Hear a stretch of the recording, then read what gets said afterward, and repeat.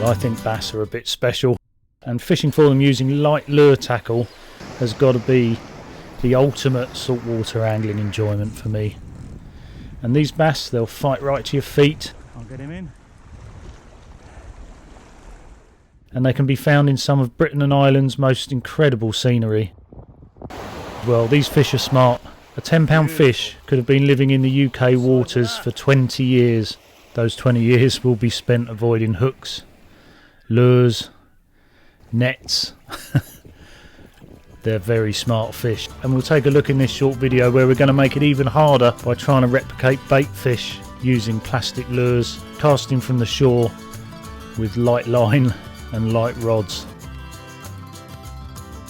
And if you're starting lure fishing for bass for the first time, I can tell you it can easily lead to obsession, early mornings, sleepless nights. The reward at the moment of deception, where you've tricked that bass into thinking the little plastic lure is actually a bait fish that it's been after, is second to none.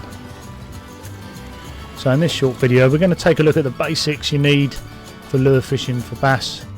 Going to lead up to your first cast by using a reel for the first time. What lure rod do you need? Types of line. So we'll talk a little bit about matching the hatch. Take a look at some of the marks you might expect to find bass. It's for a lure fishing setup for bass. So this big reel isn't what you want for lure fishing.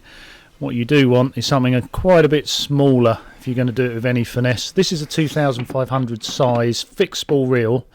As you can see, it's slightly smaller than that bigger beach reel that we use. That's actually an 8000 surf blaster.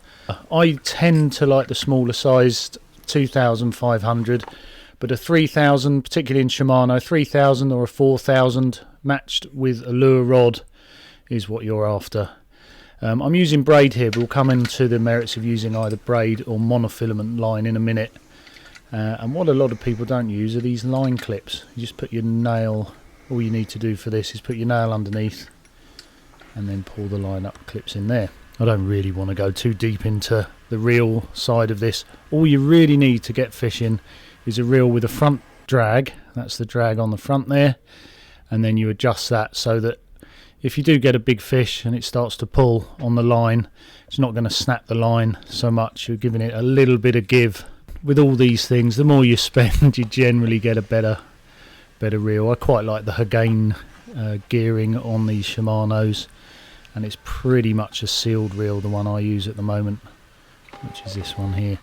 So you can obviously spend hundreds and hundreds of quid, but I think this little dial one here is about 25 odd quid. That's all you need to get started. But I'd start off with some monofilament, around about £15 for the sort of marks we fish here down in East Sussex. But it is good to experience braid with these lures. You're in much better contact with the lure. You know what's going on a little bit better as well. It's not quite as forgiving, hasn't got the stretch that a monofilament line would have. We've just lifted this off the Lure Fishing for Bass website. Got a times and then a number there. That's the amount of strands on the braid. Generally the more strands are a little bit more expensive.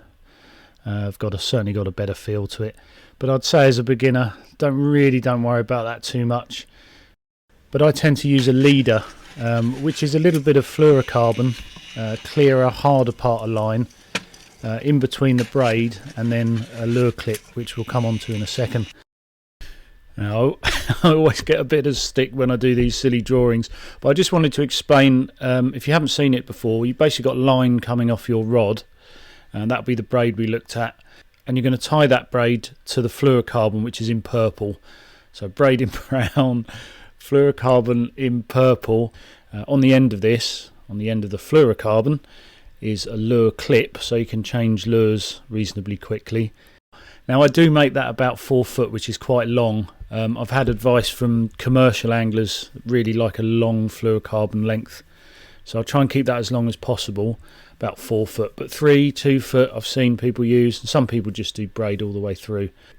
The only problem is when you cast, then the leader knot can get stuck on the rod rings. These rod rings are quite small, so you either want the length of fluorocarbon to be outside that tip ring or in between some of the tip rings if you're going to cast it through.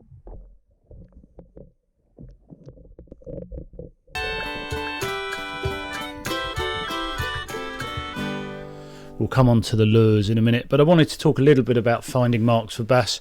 A lot of people assume you just tell someone where to fish and off they go, but many marks all over the country will depend so much on weather conditions, state of the tide, the height, size of the tide, whether they're spring tides, and then of course whether the fish are actually feeding on bait fish.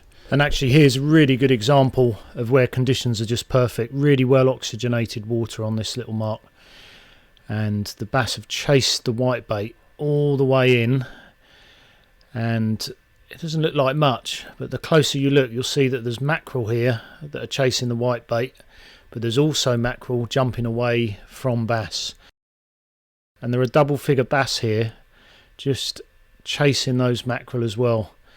Ideal conditions.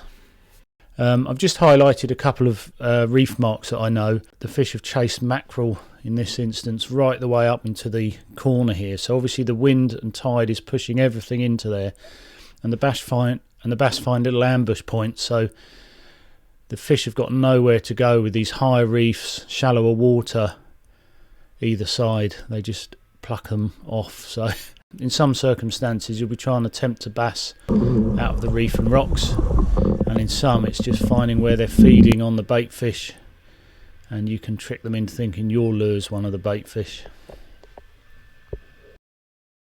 Another thing I wanted to mention is about water conditions for bass.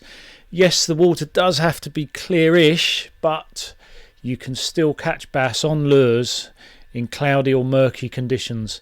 Maybe not Bristol Channel type murky conditions, but if there's a bit of colour in the water, there is some research to suggest that bass's eyesight isn't that good, and I've got a feeling they can't tell the difference between all those different colour flecks in the lures.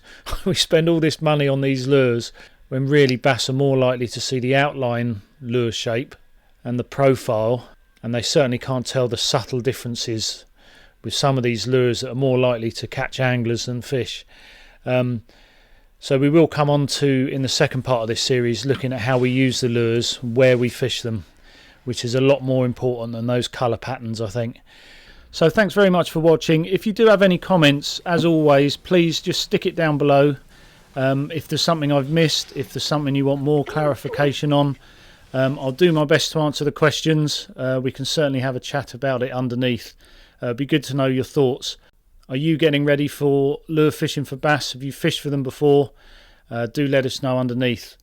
You can of course click the bell icon. I won't say smash the like button and all that, but if you do click the bell button for a subscriber, then you'll know when the next episode of this is out, so that might help you out as well. And again, thanks ever so much for watching.